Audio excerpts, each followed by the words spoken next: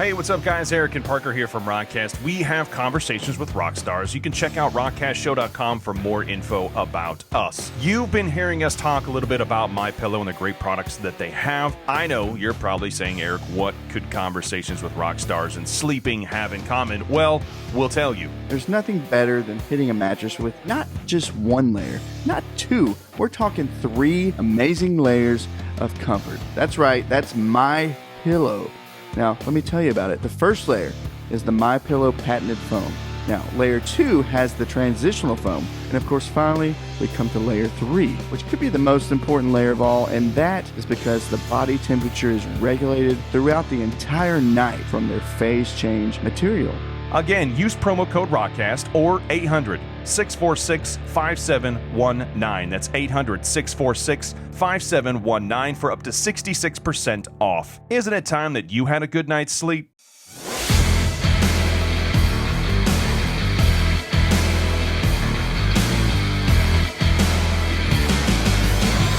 Perfect. What's going on, guys? Eric Black here. This is ROCKCAST. We got Parker Miner right next door here.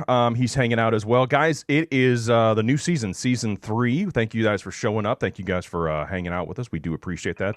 This is the first of many shows that we've got lined up for Season 3, but I need to know something real quick, Parker. We took a little bit of a break, as we do in between seasons. How are you, buddy? Are you doing okay? You good? How's your new year so far? You know, it's covered in snow. In Nashville. Yep. We are covered in snow. It is. It's very cold. Between 3 and like 5 inches. I think that some people got like maybe 6 or 7 inches, which is whatever. And you know how they measure that. Yeah. Yeah. With probably a measuring device, I would assume. Yeah. Some sort of yeah, but it's been good, man. It's been good. Good Christmas. So yeah, it's been really good. We got some good presents. We got some good things going on. We got a whole bunch of stuff that we're gearing up for Season 3. Listen, here's the thing. Parker, I don't know if you know this or not, but we've got an amazing guest on the show this week. This month. I don't know how to say that anymore. Now I thought it was just us. Now it is just us until we bring in the guest. It's a new season. We got to figure out what we're doing again. Every time we take a break, everything is just new again. So bear with us. It's a surprise. You'll have to surprise me on this. It's gonna get weird. If it's anything like the initial conversation that we've already had, it's gonna be interesting. Well, I'm gonna introduce the guest on the show because we're very blessed and very grateful to have this person on the show. From one of the best-selling rock bands of the 21st century, which we're going to get into here in just a second. Ladies and gentlemen, it's John Cooper of Skillet. John, how are you, buddy? What is up? Good to be here with you guys. What's up, man? Hey, it looks like you're sitting pretty on a nice little tour bus. What's going on, man? Well, thank you for saying I'm pretty. You know, we're starting tour. So excited to be on the road, to see people rocking out and having a good time. Music helps people. You know, music is therapeutic and it gets people through. And we need a lot of therapy right now. So, seeing people on the road, it's just been killer. So yeah, I'm in my bus because there's no Wi-Fi in the venue, and I keep I just like, forget it. I'm going to the bus. So this is where we sleep, right here. I like it. Hey, I noticed you're not wearing your Brock Lesnar shirt today, man. No, that's right. That's because I have to separate myself from him, so not everybody gets us confused because I'm huge. So you're separated. Hey, just remember, you're still beautiful. Yes, that's very good. Very good. Oh man. Like well, thanks for coming on the show, man. We appreciate it. Absolutely. Hey, I gotta ask you a question. Is it weird that you started a band in the 1900s? Yeah, yes, it is. It is. So weird to say. I know. It is weird. And we just celebrated Skillet's 25th year anniversary since our first record came out in November of 1996, maybe October actually. So yeah, we just celebrated 25 years. I cannot believe we're still a band because it took us so long to get known, and we're always a word of mouth band. And so usually if somebody's been around for 25 years, it's because they sort of like reinvented the wheel, you know, like Metallica Right. or Aerosmith or someone like that. And we've just kind of been the little engine that could. So I will take that time to say very grateful to all the fans, just enduring support. They've supported us through it all. So thanks to all you guys. We love you. Yeah, absolutely. And that's really why, you know, why bands do what they do. They want to bring music to the world. Hopefully that's what they want to do it for, is just bring some good music to the world and change people's lives. And I know here's a question for you too. When you're writing a song, you know, you have a certain vision for that song, right? It comes from the heart. You have a certain story behind that song, but it can hit people differently. It can hit people in a very unique way, and then maybe it's not even kind of where you were taking it. How do you react to that when somebody says, "Oh, this meant this to me" when you wrote it in a certain way? How does that feel? Sure.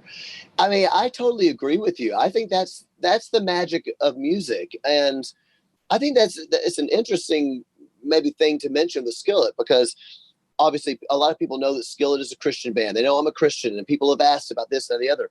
I meet people all the time who say, I love this song. What it means to me is, and then they fill in the blank with something that might be not only not the reason I wrote it, it might be antithetical to something that I personally believe. And that doesn't bother me in the least. I go, oh, that's really cool. That's what music does. So I mean, I say this, if you in 2022, you go to a concert or a sporting event is going to be probably the only two places literally in the world where at the same event, you will have people that disagree about everything. Democrats, Republicans, independents, religious people, irreligious people, anti-religious people, black, white, brown, whatever. All of a sudden you come together, and that is because the magic of a song that I can sing, and you can take it to mean A, and the person next to you can take it to mean Z. You're celebrating something together, but for different reasons. I don't mind that at all. I think it's the magic of music. Yeah. Cool. Yeah. Well, and I think you can take that a step further, and we generally don't get into religion on here, but we're going to.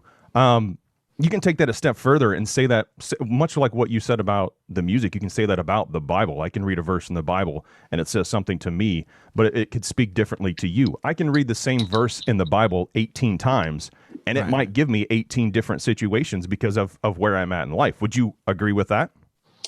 Well, let's see. Now you're digging down into it, Eric. Here we go. Here we go. I would say there's a longer theological explanation for that, but I think that what you're getting at in principle, I would agree with, which is, I don't want to put words in your mouth.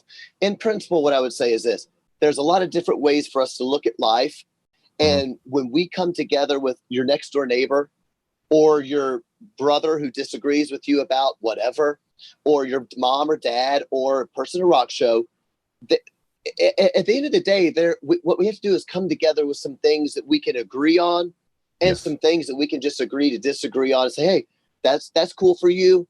That's not what I'm into. But we still have to get along with people that don't agree. And I find it really bothersome that we've lost that art.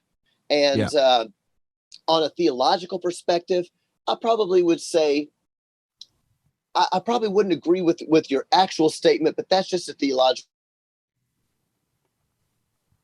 thing. The only reason I'm saying is because I know this is like John didn't say something that was true.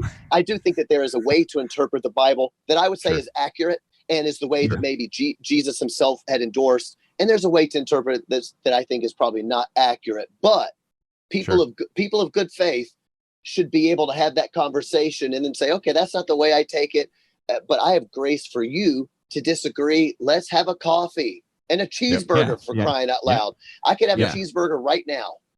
Right now. I could too. And I didn't mean to put you in that position. That was not the point of that. I apologize for that. But I 100% agree with that scenario. And I think that's one of the things that Parker and I both, there are very differing people that come on this show, the guests that come on this show. But the common thing is that we all believe in music. We all love music. Music inspires us. Music gets us, like you said earlier, it gets us through a lot of difficult situations. It got us clear through 2020, even though we couldn't do the live scenario, which there is an element to live music that we all have to have. It can't be taken away.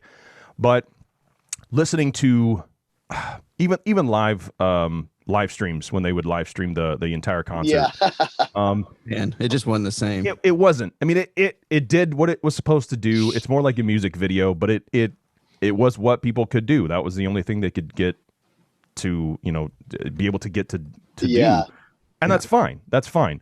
But there is an element. There is, and I believe you said this earlier. There's a some sort of healing in music, in being together with like-minded people, and like-minded meaning music. They all love music, whether it's metal, rock, whatever it is. There is something about being. We just went to August Burns Red. They were in town with Fit for a King, and a couple other bands, and that was like our third show back from the pandemic and all that wonderful stuff. But man, I'm telling you, dude, it was amazing just being able to be in that crowd and just be able to, to circle pit it up, doing all that good stuff, the fun stuff, man. There's something to it, and it was much missed. I love that. I think one of the things you're touching on is the difference between watching a great band online and being at the show. Is when you watch online, you can be the best band in the world, but there's no aspect of community. When you're at a show, that's the community. And there's a power in not just community, but in unity. So it's that unity that we're all going to leave all of our philosophical or political, theological differences out the door. We come in here for music and we have a good time. And I love that. And since you guys don't talk about religion a lot on here, this gives me a chance to do something unique, which is to say, you're talking about music is therapeutic. Scientists agree on that. My mother-in-law has Alzheimer's, and all this research says music helps people in that situation because they're taken back to a time, when they were happy, and when they don't understand what's happening, but it's something inside that you can't explain. All the scientists agree with that. The social science agree with that, and the therapists agree with that. And guess what? I already knew that because the Bible teaches that, which is a cool thing.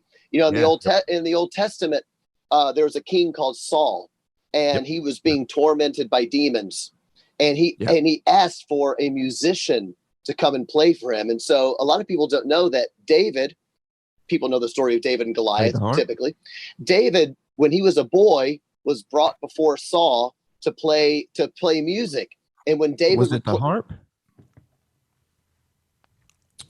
Yes, it was. Yeah, that's sort of stringed instrument. Yeah.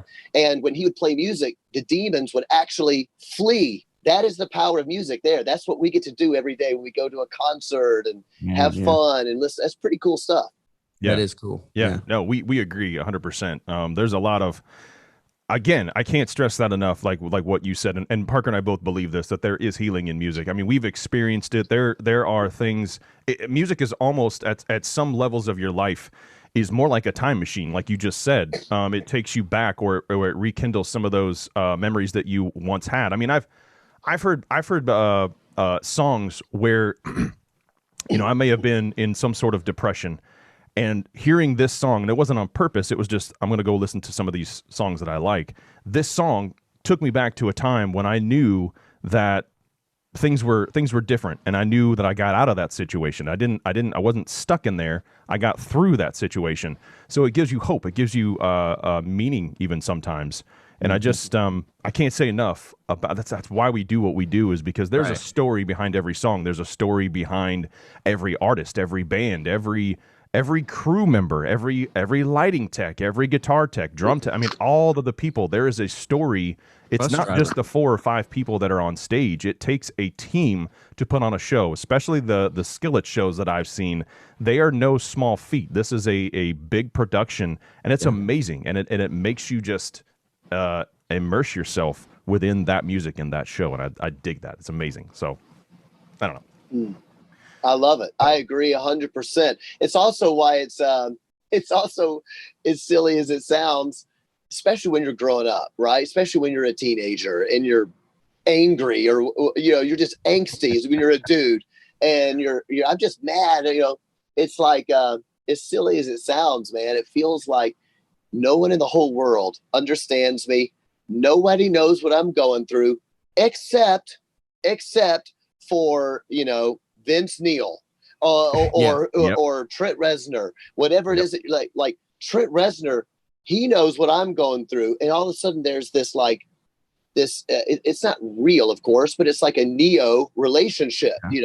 I kind of know him, they know me, and that is what this power. And so I love that about shows, recognizing that some people will feel that way about Skillet, even though I find it hard to imagine they do. But they have this feeling of they know me because I've sung something that made them feel understood. And so at a concert, you use that moment to encourage them, and you say, you can make it. Yeah, this pandemic sucks. Yeah, it's depressing. Yeah, the economy's crappy. Yeah, everybody's screaming at each other. Forget all of that. You can make it. Do not give up the fight. And all of a sudden, you can see somebody's life change at a concert. Yeah. You guys definitely do it, John. You do it. I've seen a lot of feedback on Skillet, and your congrats on the book, by the way. The book Impact to the award you won at K-Love, right? Didn't you win that this year? I was thinking, That's very kind. Thanks. Yeah, you guys, man, you just you yourself, you do so much in the world of what we're talking about, and you're such an encouragement to a lot of people. So I think that's so cool. And I was actually looking back. You come to Nashville quite a bit, right? Yeah, absolutely. Bit? Yeah, and I'm from Memphis, so I've spent a lot of I've spent a lot of time in Nashville. Nice. So you've gone to the Dove Awards, obviously, probably, and I believe that's usually held at like Lipscomb, right? They might various places, and what's the big country music place? Let's see. You're talking about the Bridgestone Arena, the Ryman? No, Ryman. All of a sudden I can't. Opry House, Grand Ole Opry House. Opry House. Yep, yes, right. It's been held there sometimes. Yeah, and I went to the Grammys once. We were nominated for a Grammy in 2003, and that was my one and only time going to the Grammys. Yeah. That was kind of cool. It was bizarre. It was a good year though. It was a good year because it was Green Day performed because they had American Idiot was out at that time. Kanye West was first album at the time. It was a really good time. That's awesome. Yeah, Eric got to go to the Grammys. Yeah, I actually covered the Grammys in 2012. It was my first time doing actual interviews with real people. I mean, I was doing like indie artists and things like that. Not that they're not real people, but with celebrities and things like that. And I got to do the red carpet and got to do a lot of big names. It was I had to change my diaper about 4 times. You did. That's what I'm saying. So, it was good. It was good. Hey, your bus driver, just random. I'm going to throw it off the rails real quick. Your bus driver at one point lived in my town, Lebanon, outside of Nashville. At one point, I just thought that was the most craziest thing. And before we got on here, I was like, "There's something familiar about Skillet that makes me think of my town." And I remembered what it was. It was a bus driver at one point that drove you guys, which was really cool. So, anything, random comment of the day. That is the most random thing anyone has ever said to me in an interview, and it happened right here. I want everybody to know that you are watching history. This is history in the making, people. We love it. We love it. Speaking of history, you kind of brought it up here just a second ago, the Grammys, but I'm going to go down that you have way too many things for me to mention. But I want to know about these 3 things. We've got the Pandora Billionaire Club. We've got the 2-time Grammy Award nominees. When we've got 12 million albums sold. We're going to start with that one right there. 12 million albums sold. 12 million. Do you understand what that number is? 12 million, John. It's ridiculous. That's a lot of albums. It's crazy. Yeah, I mean, I always tell people the Skillet is the biggest selling band that you've never heard of. It's like people are like, Skillet, what's that? I'm like, we're a band. I don't know who listens to us. Somebody does. Because it was so word of mouth. It was always always underground, and we always have this group of people, like I said, that you wouldn't necessarily expect to all be at one show.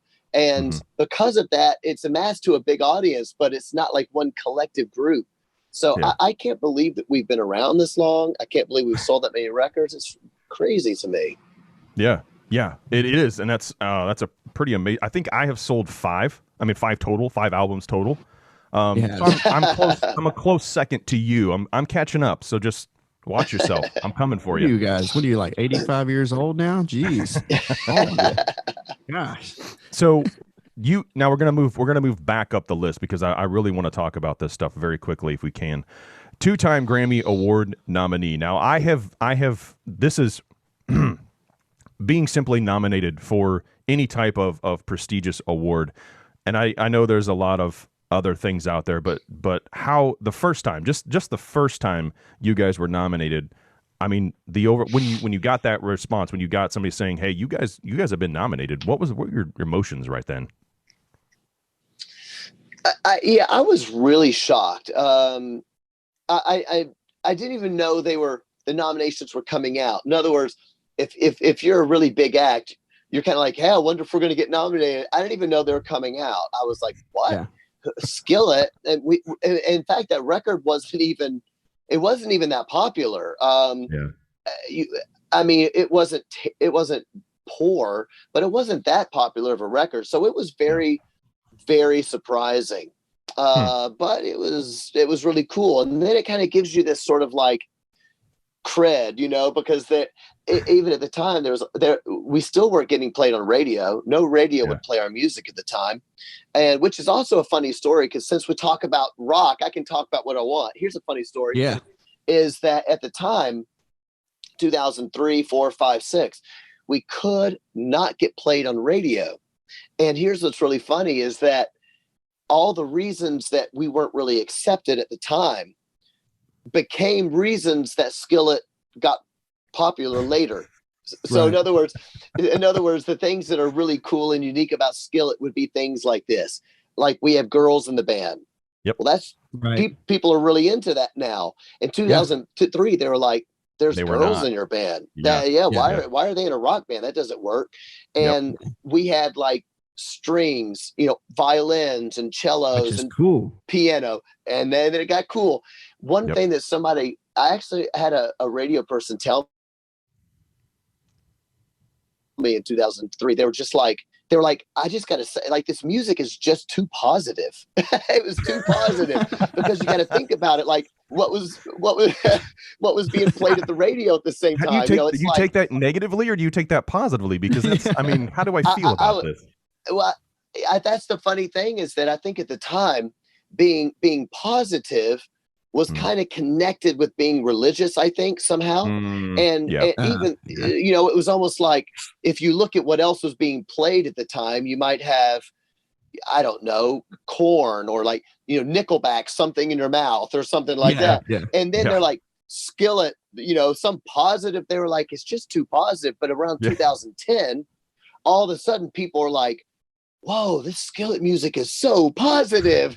And all of a sudden it got played on the radio. And then they're like, and they have girls in the band. This is awesome. What? So it's kind of a funny story that what made us not work eventually worked into our favor. People love positive music now. And I think that's really cool. Yeah. So anyway, that's a really long story, but that, I don't know why I'm even telling that story. Your story, look, see, that was your random moment of the day. That was yours right there. But hey, I got a good point for you. For me and Eric, we worked in radio in Nashville, and we did play your song. We played Awaken Alive. We played it during those years, 2003, Dude, 4, 5. Isn't that right, Eric? I remember when you guys played Awaken Alive in Nashville. Yeah. I remember. I do. I swear. Yeah. Because really? At the time, I absolutely do. And I was saying my manager, I was like, Awaken Alive, because I believe that you did not play Monster. Am I accurate? We did. In that? We did. Did you play Hero? I don't think we played Hero. Well, we did, but I don't think I think that was frowned upon. We did. But I think I was about to say, I remember if I remember correctly, did not play one of them. Maybe it was Hero, and then played Awake and Alive. And I remember my manager's, and then I remember my manager's, I was surprised. And my manager said, apparently they said they liked that it was different. It was unique. It wasn't something they were doing. And I was thrilled about it. Boom. I love you. Yeah. Now I'm excited. See? Yeah. Well, I'll tell you. Sorry, Parker. I'll tell you this, John. My 3-year-old, he's 3 years old, and he won't shut up about Awake and Alive. And I know that's an older song, but I'm telling you, man, he will not shut up about it. Every time we get in the car, he's like, play that song. And I'm like, dude, I love you and I love Skillet. Yeah. But this is like the 855th time. And this is on a CD. Done, it's son. Not, we're not even getting any streaming royalties for this. So fine, we'll play it again. Fine. We'll do it for John. For John's sake, we'll do it for John. Yeah. We'll do it for the band. It. Hey, but that was another spin outside of radio. So there you go. Yeah, we held it down for you in Nashville, man. So I love it. Quite a while. Yeah. It's so great. But there's so here's something that I think we have in common, at least you and I do, John, is do you remember, and if you say no, I'm gonna have to come over there and some sort of it would be weird if you said no. Cornerstone Music Festival. Do you remember this festival? Of course. It's hard not to, right? Okay, so my wife and I, we spent 10 years going to that festival. It was like our vacation. It was over July 4th, period of time, weekend, whatever you want to call it. Yeah. So we would put in for our jobs, we would put in vacation during that time to go spend a week at Cornerstone Festival. And you guys were there more often than not. And it just to see everything that happened at Cornerstone, and to see some of these bands alongside of you that we saw on generator stages. I don't know if you ever saw the generator stages, the small, just literally it was a generator and you had a microphone plugged into it with a PA system. From generator stages all the way up to main stage, opening up for bands such as Skillet over the course of 10 years. And some of those bands today are opening closing acts. They're just the main attraction. And I just there's a very, it's almost like every year around July 4th, it feels like a death in the family that Cornerstone is no longer. That it's not there anymore. I know exactly what you mean. It was really important because, and you guys already mentioned that you just saw, what's the concert you just said you went to? August Burns Red. Sorry. Right. Sorry. I obviously know them. I forgot their name. August Burns Red. That's a great example of the fact there's always been really great Christian music. It's just it was hard to find, and Cornerstone was one of those festivals that gave a platform literally to all these random awesome metal bands, not just metal, I mean very diverse. It was everything. I mean so many different kinds of music, and a lot of those bands really found their voice in the late 90s, such as POD, of course. POD had been around for probably 10 years before they were signed by Atlantic. And then, of course, in the early 2000s with a lot of the screamo, so be it Under Oath or whoever, a lot of those, As I Lay Dying, all these like hardcore bands. And Christian music has a very long legacy of putting out great material, but it's always been underground. So Cornerstone was always the place for that music. Yeah, and I think that's that. I can attribute that festival to a lot of the bands that I listen to today, their success, because it was just it was almost like free range, if I can use that verbiage, to where literally you could show up, bring your own generator and a PA system, and set up, turn that bad boy on, so you get the generator right next to the band that's playing on the side of the road. I mean, this is like a farm. It was like probably 10 or 15, probably like 50 acres of land, with a nice lake there. You could go swimming in, kayaking, all that good stuff. And then I believe it was a natural amphitheater type scenario, but it was ridiculous how well arranged this was. But I don't know, man. I feel. Go ahead.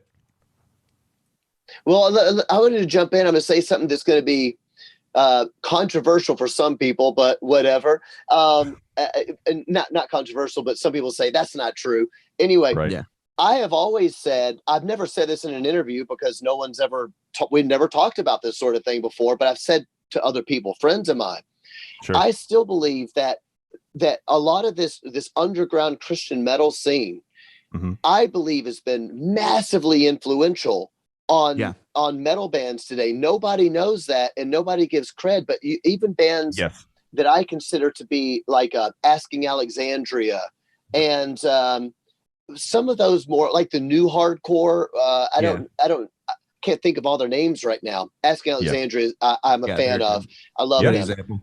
Yeah, and lots of bands like that. They have a little bit of the hardcore, a little bit of the scream thing, but they also have this feeling of like positivity and spiritualism, and they might not necessarily be Christian, but it feels that way. Yep. I guarantee you, every time I meet one of these bands, there's always one of the guys that's like, dude, I grew up listening to Skillet. I saw you at Cornerstone Festival. All of those bands grew up on this underground, and Tooth and Nail Records back then was a big deal for Christian music. MXPX. It was very, very influential on music. And so a lot of times people make fun of Christian music because they're like, oh, but they don't actually know that these bands were highly influential. They just were underground. Nobody ever heard of them. Yep. Got to give them props. They were so freaking good. Yeah, I agree. There's been, and that's not stopping either. It wasn't just an era. I think there's still bands out there today that you could say that about that are up and coming. And I used to get, before when metal was frowned upon as a believer, as a Christian, which I am. I used to get a lot of crap for listening to metal music in general, not just, Christian metal or whatever you want to call it. I used to get a lot of crap for that, but I was like, look, I don't know what to tell you. This is where my heart is. This is where I feel at home. Hard rock, metal, the harder the better. If I can just, bob my head to it, man, I'm in. And that's just who I am. I can't change that. That's in my DNA. Me too. Now it's a lot more easier. It's a lot easier to be able to listen to that stuff, to be able to say, oh, I listen to metal. I mean, there's still people out there that are like, oh, you're satanic. Well, let's not go that far. You're going to get that. You're going to get that. It's whatever it is, but that's not the case. That is, your dad's a preacher. Oh boy. Yes. You know what though? A lot of people they're fine with it. They're like, yeah, it's just music, And you look at like examples like Head of Korn, you know, he's a great example. And you, John, it's people like that have that platform to be in front of all these people and do, be able to show that you can do rock and still be a great example and shine, throughout the crowd in your own way. I think that's so cool, man. Yeah. Well, that's nice. Thank you. Yeah, I appreciate that. There really has always been a legacy of people of faith in rock music from the beginning. I think that the challenge is that when you get on the road and you don't have like grounding or family around you, that sort of community. Yeah. A lot of times what happens is that even as a person of faith, you get on the road and you end up falling into these bad habits. And so whether you have stories like Johnny Cash, people that were Christians and believers, and then they took a detour because the road hit them. And so I think that is always something I try to encourage. Maybe there's people listening to the show right now that are rockers. I just encourage people, whether you're religious or not religious, if you get on the road, if you hope to do music one day, you just have to remember why you're doing it. And I'm not preaching at you. And this is not a religious message. This is it's not about the partying. It's not about the drugs. It's like, remember that great movie, School of Rock with Jack Black? Yeah. He's like, it's about a little thing called the music. All of a sudden you get on the road and you get people fall into that. And then your music actually suffers, And can you sing us a line out of that movie? Oh, I say, I didn't get my allowance today, and now I'm really ticked off. I can unfortunately I can sing the whole. My favorite one is the Legend of the Rent. Oh, Legend of the Yes. Rent was way hardcore. Yeah. Oh, no, you're not hardcore. Unless you live hardcore. But the legend. Oh, the Legend of Wow. the Rent was way hardcore. Yeah, he's God, a that's he's so a genius. I'm gonna Yeah, be he honest. I was not prepared to be serenaded by John on this show, and for me, that's just so it's so good. That's it. Look at that tear. I see it. Ooh. In Oh, the man. end of time, and Here it Arthur is. led the way.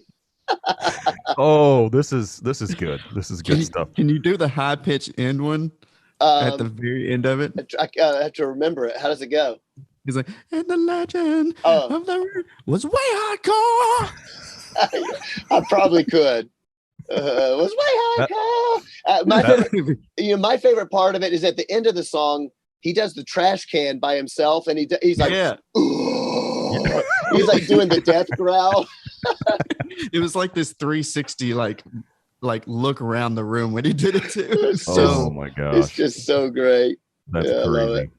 You know, Man, hey, listen, we got to talk about the album, but we have a game as well. So we'll talk about the album, and then I want to play a quick game if you have time. You got a few minutes? Yeah, let's do it, baby. Okay, so the album, and the reason why we're talking about the album is because it's a great album, but I also don't want to get beat up by your PR and management. They seem pretty, Mainly, yes. yeah. I don't want to mess with them. You don't want Lesnar coming after you. Go ahead. Go ahead. No. We're good.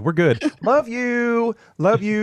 he was like, Here's what I love about this album, and we're gonna have to dig into this quickly. But this album. It's Dominion, and it's 100% recorded remotely. Is this true?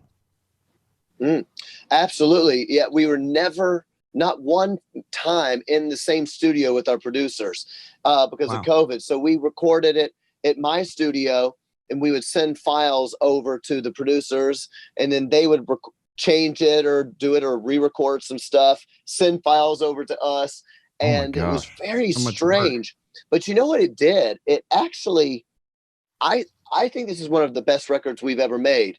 And I think that part of it was because no one was there to say, I don't like that idea on my end or their end. You just tried crap. You're like, well, yeah. I'm going to try that. If they don't like it, they just take it out. And then they would try stuff. And there were several things that I would not have done had they been in the room because I would have been too embarrassed. Namely, like, let's see, like the beginning of the record.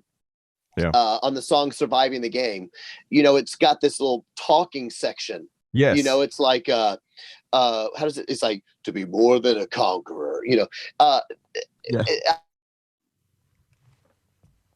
I never had they been there, I would have been too embarrassed, but I kept hearing the music and I just kept thinking what I was imagining in my head was like, what would like Conan the Barbarian do? It feels like something, it's like the beginning of a Conan film or even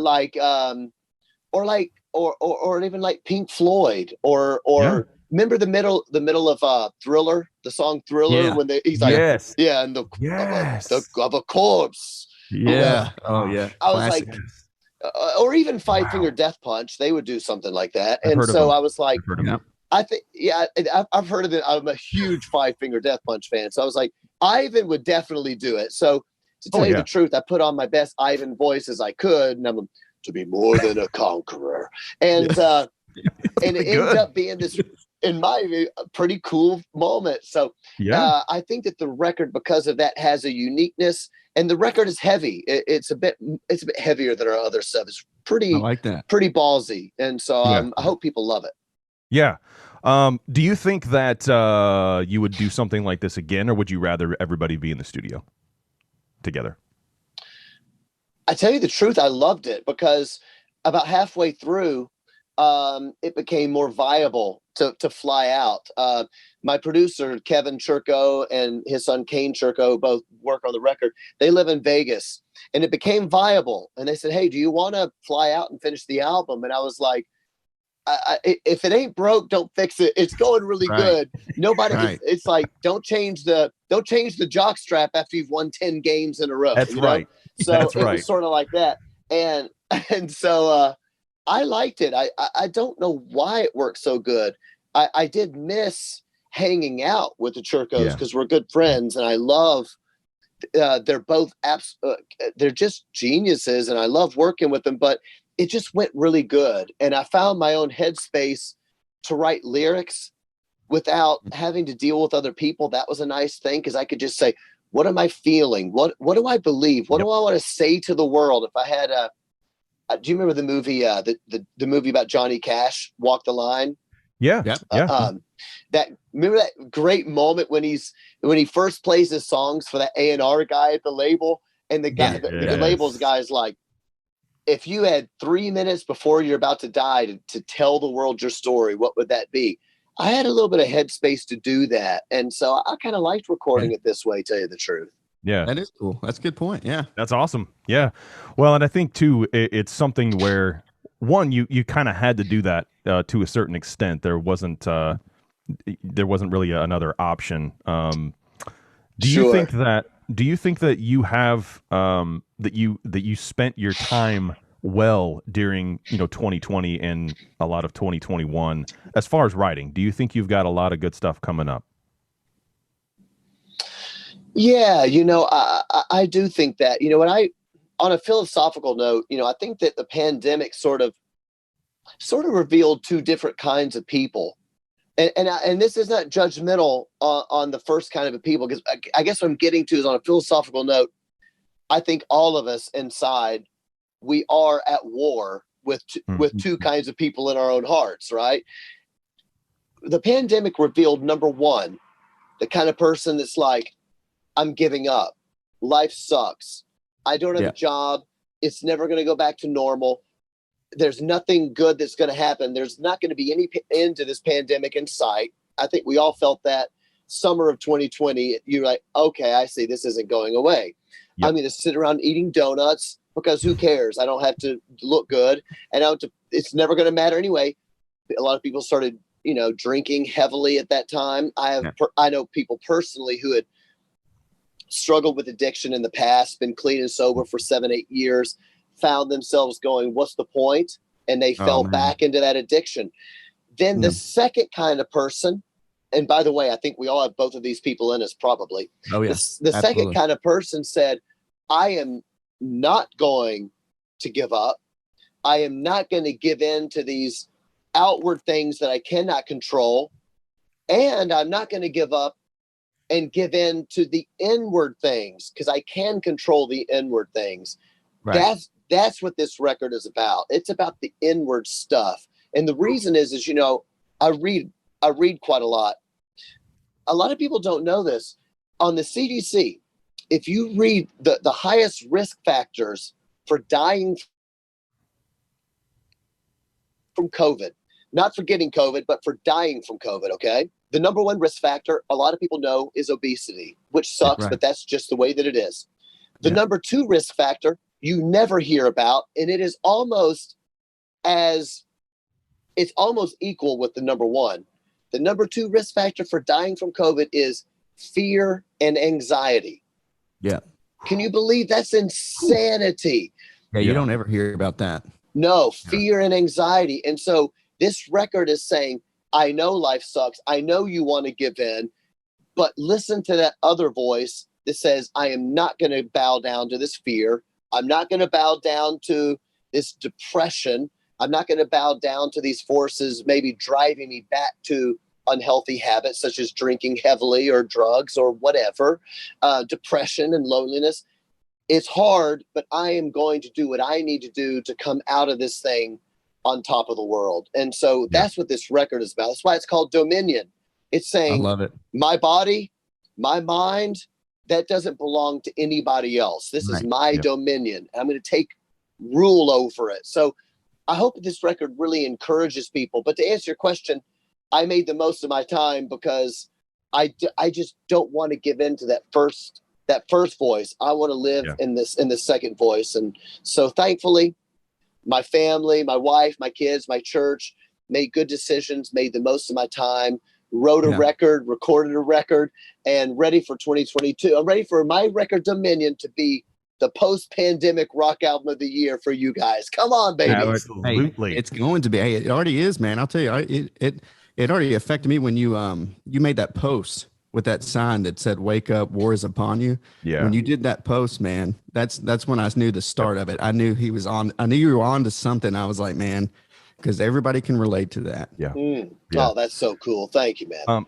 And also, man, we just want to throw this out there too, that if you're ever in need of somebody that can remotely do finger symbols, or you can do the triangle, hit us up.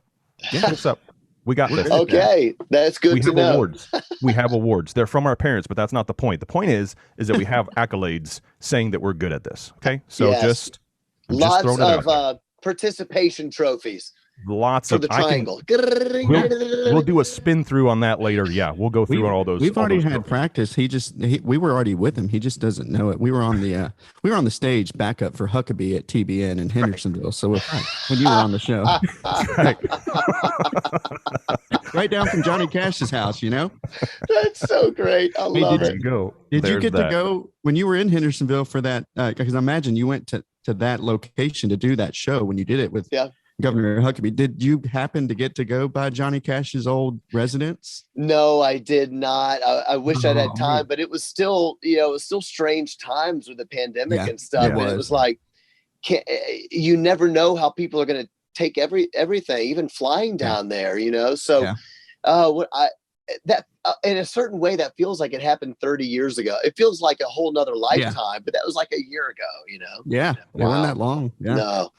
Yeah. man. All right. Here's the thing. You ready? We got a game. You want to know what the game is called, John? Hit me, baby.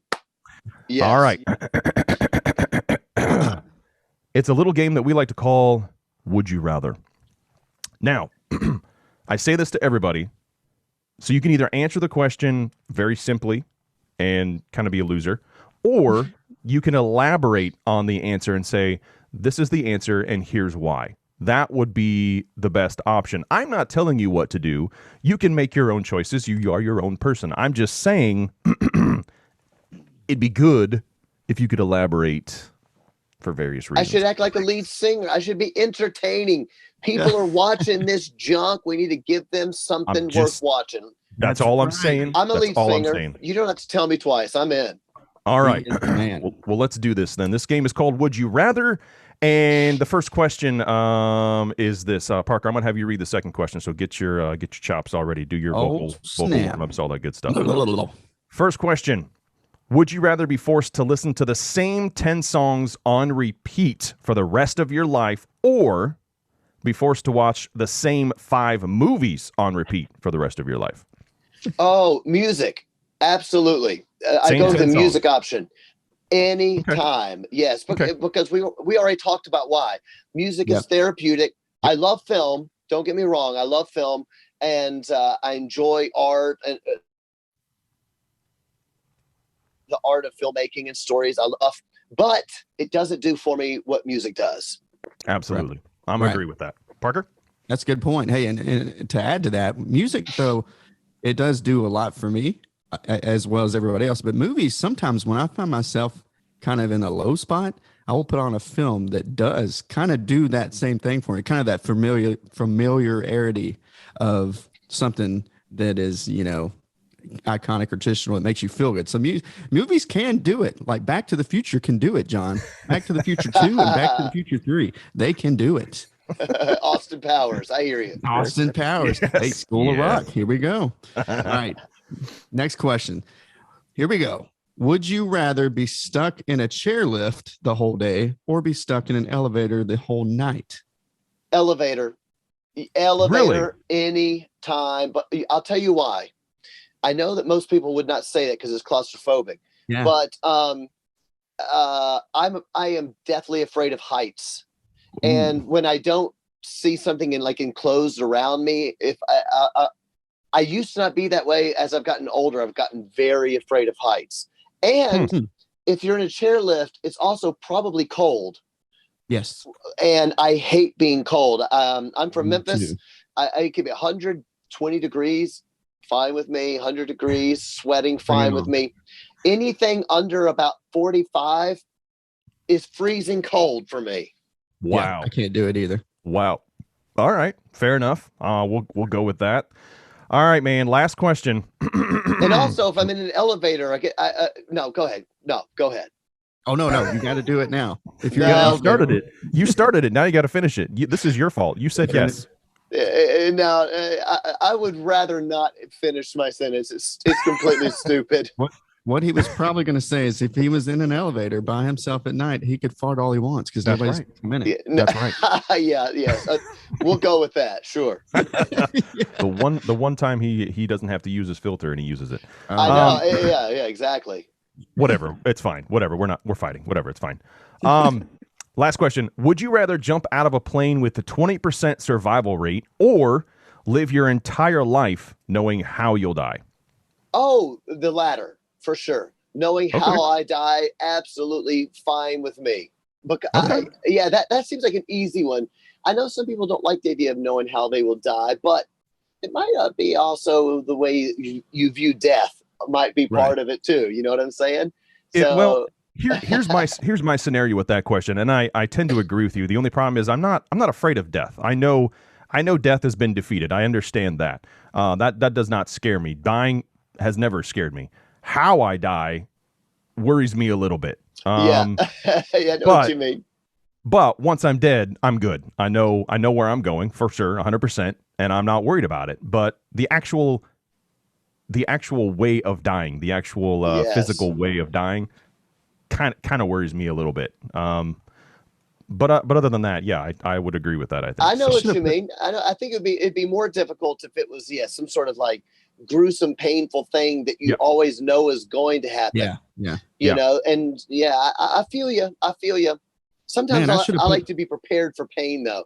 It's like I would rather know I'm going to the dentist to get my tooth pulled rather than go to the dentist for a cleaning and go, oh, actually need to pull this one. Oh, fair enough. Yep. No. Fair enough. I should have put some money on that last question because I already knew the answer to it. He told me he was afraid of heights. I was like, you're going to jump out of a plane? That's true. Hey, there is a bonus question though. Here we go. You ready? Here we go. If you were to poop on any artist's bus, who would it be? To be fair to the people watching, before the interview started, that was actually my question to these guys. I just turned it around. I don't think that I have ever asked somebody a question like that. That was so funny. It was a good question. Yeah. I think that my answer was I don't even know if I want to answer because somebody could take it as me giving someone a compliment or saying it's somebody I dislike. Because if you dislike, you might like to take a poo on their bus, you know? I'll just throw out Skillet. I'd love to do it on Skillet. You should. And to be fair, we're not in the dislike mindset. We like pretty much everybody. We can find something to like about everybody.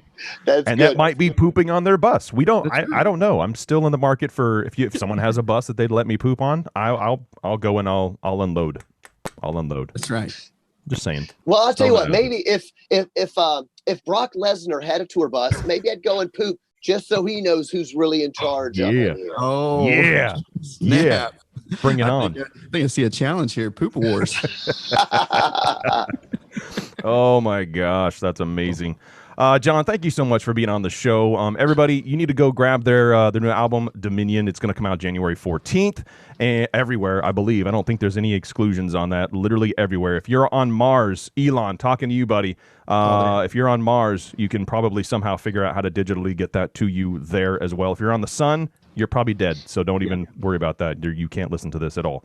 But go grab that. It's a good album. I've listened to a few little snippets of that as well, and I'm excited, man. It's gonna be a good album. It's gonna be good. Are you gonna do vinyl as well, or just CD and digital? I'm assuming it will do vinyl. Sometimes it seems to me that they do it about 6 months later, if I remember correctly. But I sure hope so. I love vinyl.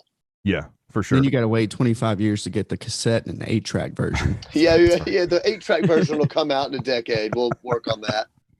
I like it. I like it a lot. Oh, man. Again, John, thank you so much for taking the time out of your day to be on the show. We appreciate you and everything that you do. Much love to all the guys in the band, the ladies in the band. I say guys as a general term. I don't mean that the girls are guys. That's not what I'm saying. But just everybody. I feel you. Yeah. I So will thank you guys. absolutely tell them hello. I sure enjoy being with y'all. Thanks to everybody for watching. I hope you enjoyed it. And I sure hope to see everybody on the road 2022, the year of the rock concert. Let's do it. It's going to be good. We're excited too. We've got some good things coming up. If you want to know more about what's going on with those guys, you can check them out. But again, Dominion, grab that album when you can. Pre-order it, pre-save it. If it's not, actually, I think by the time this show comes out, it'll be ready to go. So you just grab the album, go get it, go, whatever you need to do. Pre-order. Buy a whole bunch of merch too, because merch is good. Merch, and get that man's book, Awaken Alive to Truth. It's a good one. Go do that. Go make it happen. All right. Yeah. You want to know more about ROCKCAST? It's very simple. ROCKCASTshow.com. You can check it out. We're available where podcasts are heard. You can listen to us pretty much everywhere. If we're not on the platform sucks. You can also watch this show, which I really encourage you to do, on our YouTube channel. Everything is available at ROCKCASTshow.com. Go check it out. Go like, subscribe, all the crap that you need to do. Whatever. You guys know all the things that need to be said here. I don't all the places really care. But just go do all of those things. Cool. Good. We're good. Okay. We'll see you guys next time. Bye.